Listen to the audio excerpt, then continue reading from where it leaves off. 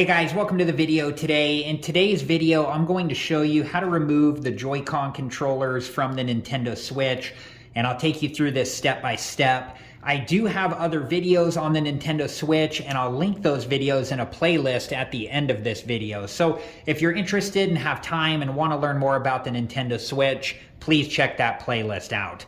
Okay, so we're going to take a look at the back of the Nintendo Switch here. And on the Joy-Con controllers, there is a button here on the top of each one of them. And to be able to remove these, we're going to have to press down the button and then gently slide the controller up.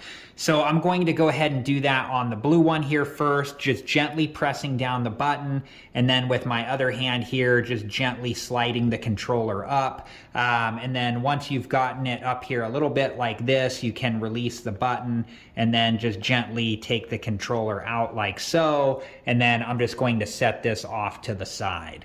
Now I'm going to do the same thing on the other one here. I'm just pressing down on that button there and then gently pushing up. And then once I get it going a little bit here, I can let off the button and then just gently take the Joy-Con controller all the way out like so.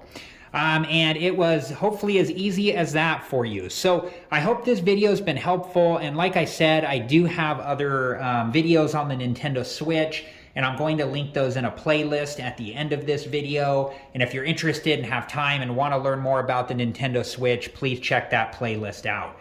Thank you again for watching. Please like, subscribe, and comment, and I hope to see you guys in the next video.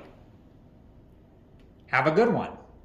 Thank you guys for watching. Please like, subscribe, and comment, and if you have the time, check out these other great videos.